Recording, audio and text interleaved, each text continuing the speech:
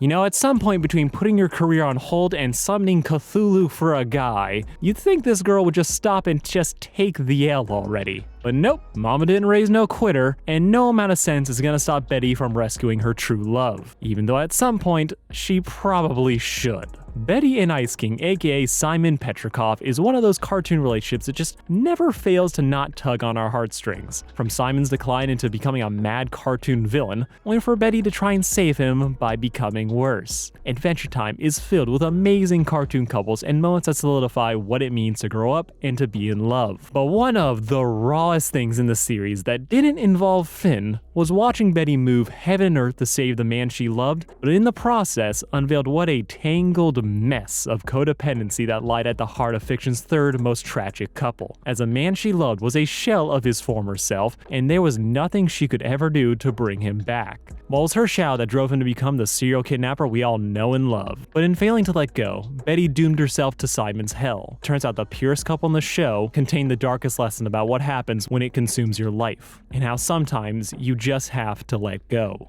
This video is gonna be me, sarcastic course, breaking down the tragic love story of Simon and Betty, and how sometimes there is no happy ending. So for those of you who don't know and are here for some reason, Adventure Time is a weird show, combining avant-garde storytelling, philosophy that would make a stoic blush, and a sense of humor that can only be described as drugs for kids. Adventure Time was a wild good time that just hit different, when it wasn't just having a good time. Telling the story of a little boy simping for a grown woman pretending to be 18, Finn and his all-game but no pull-out brother would go on adventures across the land of Ooo. Sometimes it was just for shits and giggles, most of the time though it involved being an old man until he was a different shade of blue. Hi, baby. This is the Ice King. He's what polite society would refer to as a sex pest. The ruler of the Ice Kingdom and a pet hoarder, the Ice King early on in the series was just kind of a goofy antagonist to have in the story. His typical MO was to kidnap princesses to force them to marry him, a trope straight out of the classic evil guy's handbook that we all agreed not to think about. The Ice King was a generic bad guy for Finn to heroically abuse. He, after all, had it coming, thanks to all the princesses he abducted, mutilated, manipulated, enslaved, not to mention that one time he abandoned his son. All these actions built up to make a character that you love to watch lose, but also love to just have around, as he was a fun, goofy character who was always up to shenanigans. The man was a public menace, but he was manageable. Combine that with the weird and wacky world building of Ooo, it never felt like you had to take him seriously, or really even have to think about why he was like this. He was just the Ice King, the bad guy. He kidnapped princesses so the good guys could stop him. You just never really thought deeply about it or thought there would be any tragic backstory. He was just a man who did bad things and absolutely was not a victim of circumstance. Hello, my name is Simon Petrikov. I am recording this tape so that people will know my story. They tell me the secrets of the ice and snow, that the power of the crown will save me with its frost. Please love me again, Betty! Drama bomb! Yeah, then Holly Jolly Secrets happened. A seemingly inconsequential clip episode for jokes and a bunch of B material that wouldn't fit into a normal episode, only for us to get slapped in the face with the feels as the Ice King is humanized, giving us a peek into the origins of the man and his descent into madness. Going from a humble researcher excited to find an artifact, to watching the crown steadily drive him insane, whispering to him, causing blackouts where he can't remember his actions till he was a shell of his former self, till finally he couldn't even remember who he was. Holly Jolly Secrets inflicted us with the worst thing imaginable: empathy. Ice King went from some random wizard who didn't need an explanation for who he is and why he does the things that he does, and it made him into Simon Petrikov, a man who was cursed with terrible power, and it cost him everything, with it even denying him the dignity of death, as now he was immortal. But the saddest thing about all this is that the Ice King doesn't even realize just how far he's fallen. While everyone else in the room is shocked at what they saw, all the Ice King sees is the embarrassment of wearing glasses. He looked himself in the mirror and couldn't see just how far he's fallen, which adds this just painful extra layer of tragedy. Even the Ice King's obsession with kidnapping princesses gets a dark origin, as we already knew the man was lonely. But that was in a haha fuck this old evil dude kind of way. The truth though is that Simon had a fiancée, someone that he loved very much and would give anything for. He wanted to spend the rest of his life with her, only for her to disappear one day when he put on the crown. Her name was Betty and she was his princess. And even if he doesn't realize it, every princess he kidnapped after that, every scheme he hatched, all of it was in a desperate attempt to get back the love of his life. Even if he couldn't remember why. This man survived the end of the world, vampires, and prison, but the sense of loss stuck with him through all of it, with every breath being spent to try and fill that void, even if it meant kidnapping. This is the tragedy that defines Simon. He wasn't just some cartoon villain, but a victim of circumstance who did the best in an awful situation. As we would discover later that he raised Marceline after her mother died and the apocalypse. He desperately clung to his sanity for her, even as he felt himself slipping away. Like every third thing you learn about the Ice King from this point on is designed to make you cry and call your grandparents. It's insidious, as the Ice King's condition loosely reflects what a lot of people have to go through when their loved ones decline in their old age, where the people we knew and cherished slowly lose themselves and become something not them. It's painful and you're powerless to do anything about it. And if we just left off here, Simon would have been one of the most tragic characters in Adventure Time. But then the story kept going, and we finally found out what happened to Betty, and things somehow got worse.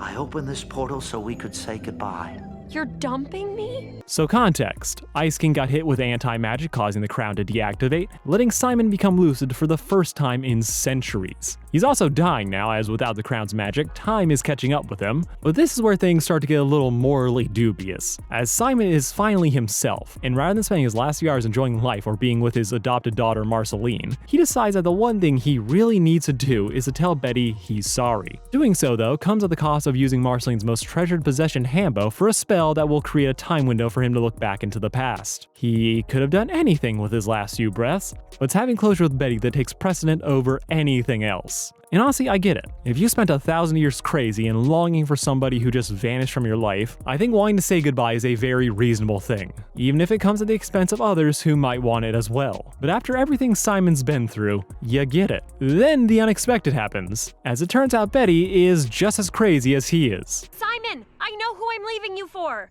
Who? You, dum-dum. They really do deserve each other. So yeah, after years of being the unseen source of Simon's princess fetish, it turns out the reason she left him wasn't that she got scared and ran away, or worse, he fridged and forgot. What really happened was toy-powered time travel let Betty come to the future. This was not Simon's plan, as he just wanted to say goodbye and be vaguely passive-aggressive. Portal is closing. There's no time to explain. Just know that I love you and I forgive you for leaving me.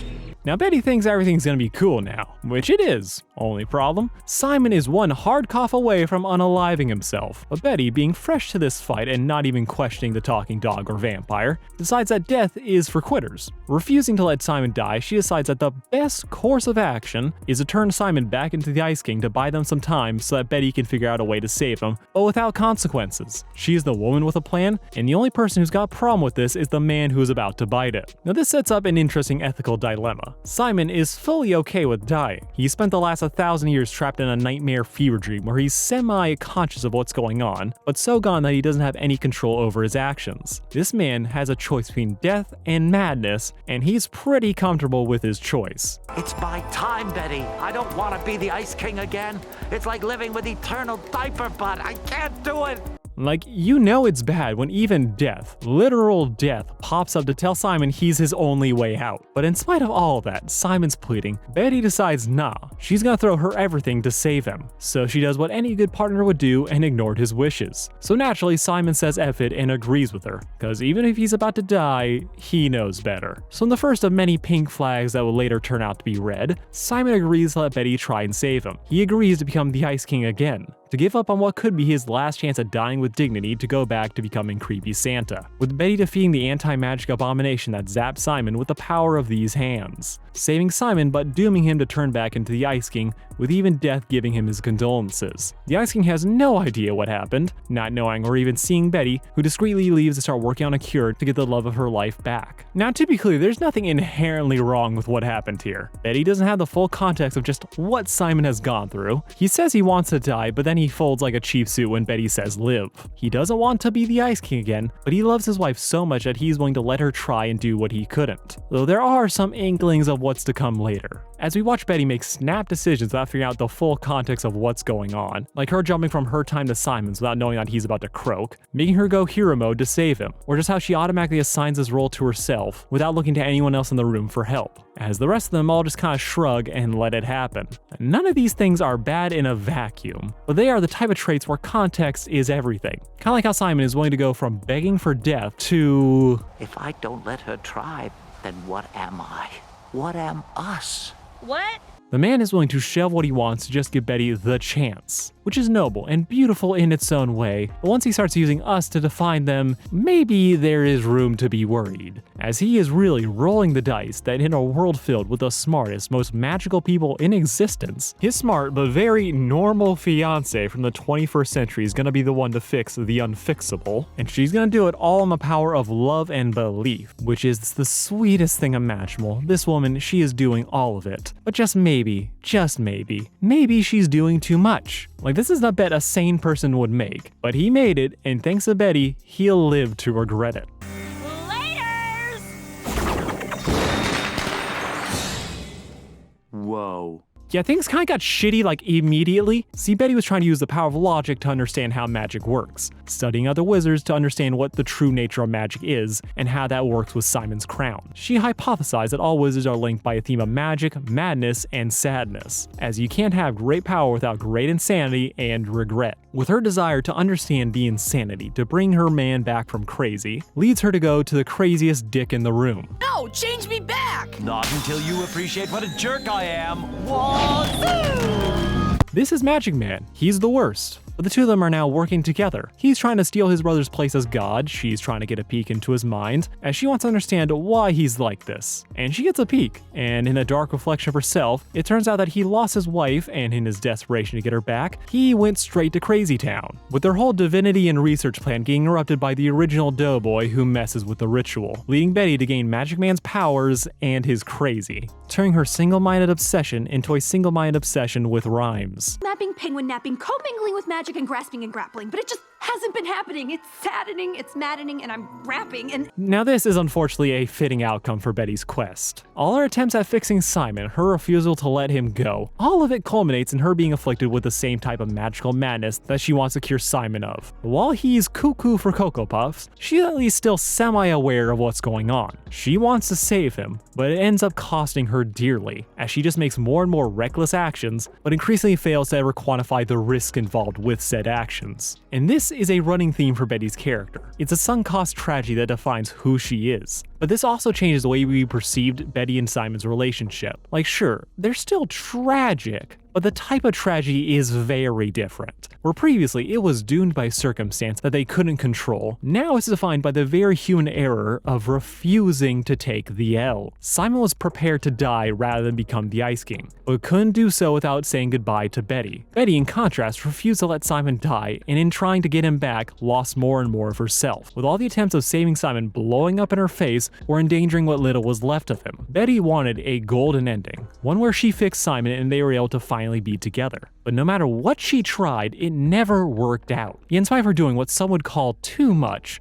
I think we have to acknowledge something else, as this is its own bitter pill, and that is the fact that the Ice King was getting better. He was never gonna be Simon again, he was never gonna be lucid. But for everything that's happened, all that he's suffered, as the Ice King, he was starting to make a place for himself in the land of Ooh. He became friends with Finn and Chake, who now saw him for what he was. He reconnected with Marceline, and even though he didn't really recognize or remember their history together, she still valued and loved him, and would even bring her girlfriend over for dinner. Things weren't great, but he wasn't the nuisance he used to be. Instead, what we saw was everyone trying to make the best of a bad situation, as that was really all they could do. They couldn't fix Simon, they couldn't go into his crown and see the old version of himself. There was no golden ending to be had here. Instead, everyone was making the best out of a bad situation, as really, sometimes, that's all you can do. But Betty, being new to all of this, can't let go of the past. She couldn't look at the Ice King and not see the man that she lost. She tried to love him as he was, but it was too much and it felt too wrong. She couldn't live with him, but she also couldn't move on either. She couldn't accept the fact that this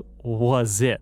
There was no ending where everyone got to be happy. And in her addled state, she was willing to erase the entire timeline to keep Simon from ever touching the crown, but that blew up in her face, so Betty just kept spiraling, kept digging herself deeper into this hole as she just wouldn't let go of the memory of who Simon used to be. No doubt gnawed by guilt by the fact that she refused to let him die when they had the chance. This is all spelled out directly to her by a now sane Magic Man, who tries to hold an intervention to make her see that Simon is a lost cause, that right now she needs to work on herself before she turns out to be another Magic Man. But as we take a look look into her past, we discover that this obsession with Simon has always kind of been a thing. I spent so much time dedicated to Simon, I'm not sure there's even any me left anymore. She canceled an important career trip after meeting Simon. She prioritized his search for the Enchiridion over her own career. While magic may have made her worse, these tendencies of placing Simon's needs above her own were always there.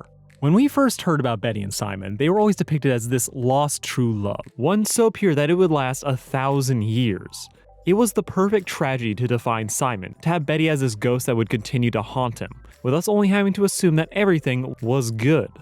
However, by bringing Betty back, we got to pick apart that perception to show that the two of them, but especially Betty, have dangerous codependent tendencies, with Betty sacrificing so much for Simon's needs, while Simon is willing to embrace a fate worse than death to give her a shot at saving him. But as reality set in, that opportunity to make the best of a bad situation, for Betty to save herself, while accepting that the Ice King has found some measure of happiness, all of that gets shot down with extreme prejudice. Sometimes, for our own good, we must accept the loss of that which we hold most dear. Betty has an entire metaphor journey about her obsession with Simon creating problems, how a child's wish corrupted the crown so no amount of math can fix it, that she cannot outlogic this problem, and that what she needs to do now is to save herself. And Betty looked at all of that, and she decided to double down instead. She proceeded to accidentally trigger the end of the world by summoning Golb, in some desperate attempt to break the curse and get Magic Man's wife back. And they just get eaten. The both of them. That's what all this amounts to. And it's there that the two of them are finally reunited for a few precious minutes. They're inside a monster's stomach, but they're together. Where there, all the magic is nullified, and the two of them are brought back to normal. The crown is also reset, and the two of them are very close to accepting their fate again, only for Singing to give them a chance to escape, with Betty staying behind to use a crown to stop Golb, as Betty, with no other options, decides to sacrifice herself for Simon's sake, using the crown to fuse with Golb and leaving Simon behind, who's finally himself, but without her by his side. I'm sorry for messing everything up. Wait! Betty! Betty!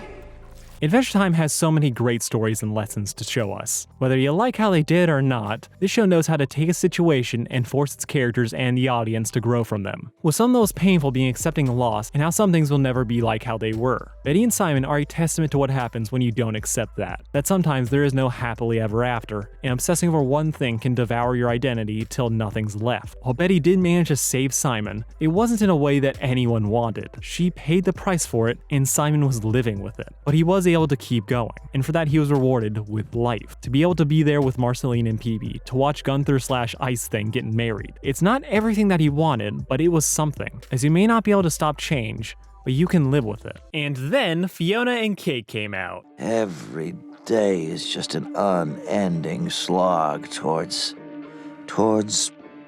what? Okay, so full disclosure, everything before this was written before the miniseries was released. And I am shocked at how I basically had to change nothing that I wrote by the time it ended. But we were given a lot more to talk about. As Simon, well, he's not doing well, and the amount of people calling this grown-ass man baby girl is truly hilarious. But accurate. There is something brilliant about the state we find Simon in at the start of Fionna and Cake. Someday, but not today. No, not that part. No, what I mean is that for as much as Fionna begins in such a dark place, it's able to do so without retconning the semi-functional state we left him in either time the show ended. The man has some bad coping mechanisms, but for the most part he seemed happy to be alive, free of the madness, and while Prismo couldn't get Betty back, Simon never strikes you as being isolated or miserable. And that makes sense, as the Simon we see is someone who is finally free from the crown. He's sane for the first time in 1,000 years without the risk of dying. So for Simon, all of this is just a new experience. Betty is gone and he did look for her, but he's mostly able to keep moving forward just on the power of novelty and staying around those who love and cherish him. However, that novelty can only distract you for so long, as Simon eventually had to hit the wall that is life, and he has to start asking himself what he's actually gonna do with the rest of his, with him slowly realizing that he doesn't really know what he wants to do with himself. So when he starts getting trapped in his own head, it makes way way too much sense that his thoughts would always go back to Betty, his true love. She lived rent-free in his head even when he couldn't remember her name. This man was never gonna give her up, especially when she gave herself up to help him, with the resulting guilt complex making Simon even more miserable, as every bad thought or grumble that he had now feels like he's spitting in the face of the woman he loved. Betty made the ultimate sacrifice for Simon, and after you get your bearings, you start trying to live your own life. How the fuck do you live up to that? You seem a little tense. No, everything's fine. Same old, same old. Simon being depressed, feeling like life has just lost all of its magic, is a 100% valid response to all that he's been through. Even if it isn't something that he felt all the time, this is the dark place he would always slip into when things didn't work out. Not to mention the fact that anybody's mental health is gonna take a hit once you have to go get a real job. But even this, something to fill his time, is just one more awful coping mechanism. As let's ignore that he has a rich son, and that Marceline has a literal sugar mama. The man is trying to build his own life, which for him means monetizing his trauma.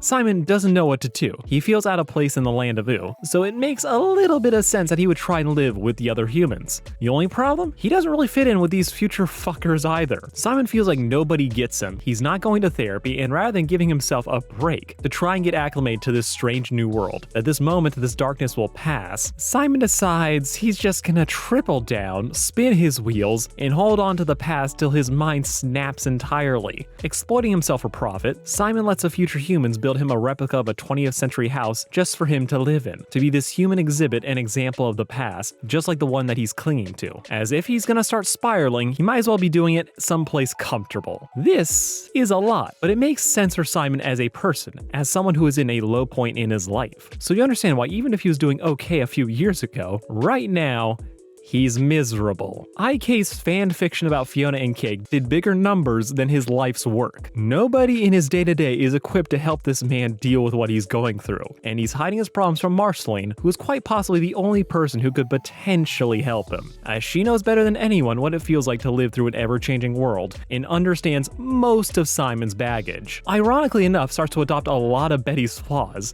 as he just decides he doesn't want to burden Marceline with his problems, so he shuts himself up and starts sleepwalking through life, with even a brief excursion from a well-meaning and very ripped Finn. But Finn's response to loss is to keep himself busy till the day he dies, so none of this really helps the man out. Instead, the only brief glimmer of happiness we get from him is when he tells a story about Betty. Simon is broken, he's in love, and he is a little bit stupid, as he decides after all this, after one really bad day, he's gonna try and contact Gold Betty via the same ritual that nearly wiped out Ooh. But Simon is desperate for any way forward that isn't therapy, and after all the couples he's seen on his walk home, yeah, he's ready for death. Only for his little spell to summon Cake into his universe, with his second attempt at bringing in Fionna, two characters he swore he couldn't relate to anymore, only for the two of them to be way too relatable, as they also hate their lives. Having been robbed of the fantasy part of the world on account of Simon losing his magic, Cake has been reduced to a house cat while Fionna is trapped adulting, till they finally got sucked into the land of Ooh, where Simon completely ignores them to go take a sad shower, only for Prismo the Wishmaster and the real creator of Fionna and Cake to drag Simon ass out and all in front of their creations. Move forward, Simon. Well, maybe I don't want to move forward. Maybe I just want to sit right here. This man has nothing. He is lucky to be alive, but still mad that he didn't get what he wanted. So he's just drinking room temp beer through the entire exposition dump. Everyone else has to physically carry him away from certain death. Simon is not doing great. He's given up on living in the land of Ooh, he feels purposeless, so naturally he jumps at the chance to finally escape his pain by becoming the Ice King again. I guess I missed being him in a way. I was too out of it to understand how screwed up my life was. Simon we've already seen dress up as the Ice King as a coping mechanism. He doesn't want to think about his problems anymore, so pretending to be insane again was just his way of dealing with the craziness of Ooh. So him right now, after it stopped working, yeah, he doesn't want to deal with any of his problems anymore, so him embracing the madness for a good cause is just the perfect, selfish excuse he's been waiting for, as he truly just wants to stop thinking about the future and to stop thinking about Betty, even though by all accounts, Please love me again, Betty. Drama bomb! He was miserable as the Ice King. But sadly, unfortunately, you get it. You understand everything Simon has lost, how alone he feels, so you see the appeal of saying F it and becoming the Ice King again. As for him, right now, nothing is ever gonna fill the void that Betty left in his life. So this might be the only way left for him to deal with it and still come out looking like a hero. To be like Betty and to sacrifice himself for someone else's sake so that they can have a chance at a full life, even though he'll be robbing himself of his. As to him, they'll probably do more with it than he ever did. But for as awful as all that is, it does provide the side benefit of getting him out of that damn house. Simon, Fionna, and Cake are now on a quest to find a crown, to bring back the magic and to drive Simon insane. But thankfully, this story isn't about Simon finding a new way to avoid his problems. Instead, it's mostly about him learning maybe, just maybe, he should live. I felt my life didn't matter. But I'm really no less worthy of life than Fionna or Cake. This is the beginning to Simon's I deserve better starting line. Along the way, Simon meets various characters in the multiverse that he can also relate to. People who also had their lives shattered by trauma and loss on account of the crown. With his first kindred soul being Farmworld Finn, a young teen who stumbled upon the crown, with the cursed magical object driving him insane till he became the monster of the wasteland, terrorizing its denizens for years by being in what polite society would call a freak, freezing people on the spot, absolutely just haunting the night. All in all, he's kind of just a worse version of the Ice King, as at least IK's case, he has some control over his actions, at least for a little while, and the rest of the world was magical enough that they could actually fight back. But eventually, on account of time shenanigans, this Finn was freed, with him following Simon's footsteps and becoming an angsty dilf later in life. But while Simon has no anchor and doesn't feel like he has anything to really go towards, Farm Finn, for all of his baggage about magic, is still mostly familiar with this world. He's a pariah, he's self-isolating, but he was also able to get married, he had kids, and now taking care of them is the thing that keeps him going even when he's clearly not doing well. Simon may hate the idea, and it may not be all sunshine and rainbows, but there is a chance for life after the crown, to keep moving forward after you lost the love of your life, with Farm Finn finding small ways to keep their memory alive, like with the soup. As this was the last thing Finn's wife, who was definitely Huntress Wizard, made, with her family keeping the soup going but adding a little bit new each day. So even if it's not the same dish, a small part of her is still with them during every meal. Is that soup filthy?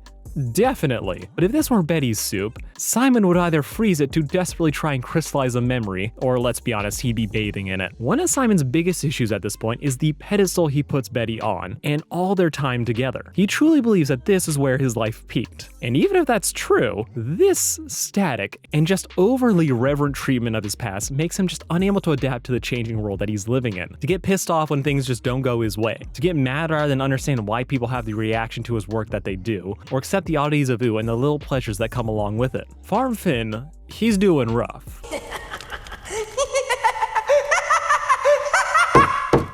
I'm not gonna sugarcoat this man's mental health. He's basically just doing a little bit better than Kratos. The man, though, did find a way to keep moving forward, to adapt and live into the new world he found after he lost the crown. He's still haunted by that past, but after everything he's lost, it's the little things that keep him going, and to help him feel connected to what came before, which is more than Simon can say. However, there is such a thing as moving too much from the past, as those who don't learn from history are doomed to repeat it. The dead one! Yeah, I haven't thought about her in a long time. This is the Winter King, the next ghost in Simon's emotional growth path. See, this guy is just like Simon, but rather than chasing princesses, this man focused on himself and mastered the crown, regaining his sanity with all the pretty privilege that came along with it. Now, Simon's first reaction to meeting WK is, of course, self-pity. Yes! Haha! I make everything better. Man, I suck. As yeah, this guy seemingly took back control of his life through sheer force of will, while Simon kept spiraling till Betty did the thing. If you're already doubting yourself, seeing a version of you who is just better is not going to do any wonders for your self-confidence. But after spending more than 3 non-musical seconds with the man, it kind of becomes obvious that something fishy is going on here. With the biggest red flag being, this man has an ice version of Marcy. But since we're not going to talk about that, how she either died young or WK killed her, we just have to keep moving on. But the real big thing to Simon is that WK doesn't really care about Betty. Now, WK is the polar opposite of Simon. While Simon can't let go of the past, Winter has fully abandoned his. Instead, he manifests his own personal fantasy in the Winter Kingdom, allowing him to live an idyllic life served by his creations while acting as their beloved monarch who never did anything wrong. The Winter King didn't really move on with his life. He didn't process what's happened to him. Instead, it feels more like he just severed all emotional ties he had to the past. He remembers what happened, but he doesn't really care or feel any connection to those events. I think that's the point of the Ice Marceline. We know for a fact that this man loved her, that she was like a daughter to him. So the fact that he would create an ice replacement, God knows what happened to the original, and he'd just be okay with that, just conveys how superficial this man is. That he would just create a copy and call it a day. As Winter just loves to paint everything with a veneer of good, but he's not personally invested or cares about any of it. Instead, he's really just a more lucid version of the Ice King, forcing the world to be his fantasy without having to deal with any of the consequences. This is something that's highlighted by the reveal that he never mastered the crown. Instead, what he actually did was curse Princess Bubblegum to force her to take in all of his crazy pills. This left the Winter King to be lucid, but a fucking sociopath who could and would replace loved ones with ice copies, suggesting that Simon might do the same to Betty. Also, the reason that WK doesn't really care about Betty is probably the fact that his madness, the thing that plagued him for years, was in fact his love for her. So when he zapped away his insanity, he effectively removed all feelings he had for her, and also unintentionally made PB obsessed with him. Simon does need to let Betty go, but he also still needs to own up and face the consequences of his actions, to finally accept the fact that there's no magical undo switch that'll let him get everything he wants. This is in contrast to Winter, who has been fully able to just avoid all the consequences for his actions, and call that growth. It wasn't obvious in the moment, but it will become painfully obvious to Simon later. But in the meantime, Simon was forced to admit that he did in fact do things of value after Betty. How did my little Marcy turn into that? So yeah, in another universe where he either died or was murdered by the Vampire King, Simon is confronted by a version of Marceline that he didn't raise, and she's kind of terrible. No, of course not. Even though her fashion sense is on point. But after seeing what could have been, we enter the dead world where the real juicy stuff happens, as Simon tells us just how he met Betty, and to be honest, everything is exactly as we expected. Though some of that extra context did add some extra scruples to the situation. For starters, we did know that they met at the library, but what we didn't know was that Betty already knew who he was, and he was also her teacher. Excuse me, Dr. Petrikov?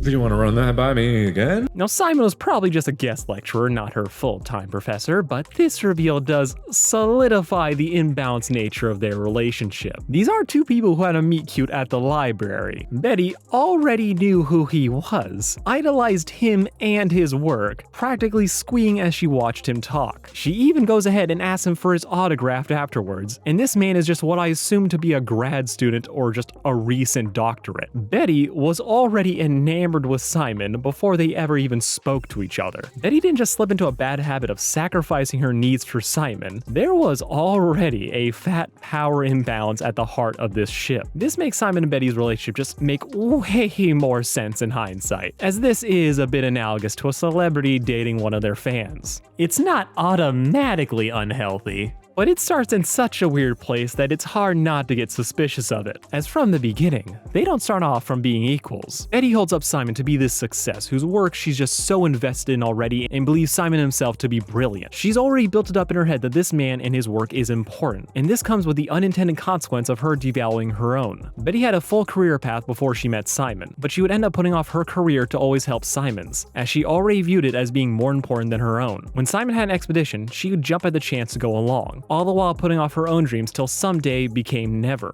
Betty ended up accidentally turning herself into an accessory to Simon's life rather than living her own, kind of like what Simon did after Betty sacrificed herself. And Simon, he's not a bad dude. He's not intentionally preying upon a vulnerable college student, but that autistic soft boy energy isn't an excuse. And that ended up feeding into the already existing issue, as he is a bit of a pushover. He's not some Indiana Jones adventurer, he's a dork with so-so social skills who fails to recognize the situation situation that he's in. He doesn't realize just how into him Betty is from jump, till it's literally spelled out to him. A student walked up to him, gave a solid suggestion for his research, with him then offhandedly suggesting that she should tag along on his next expedition. He's not super serious about it, but the idea that she's giving up a different expedition to further her own field of study to join him just goes completely over his head. Wow, you just met and she dropped everything to go with you? Like, there's a massive, wait, you're doing what moment here, as Simon never picks up on any of it. He doesn't realize just how much Betty sacrificed to go along with him, and how her enthusiasm as his fan is part of what spurred her to do so.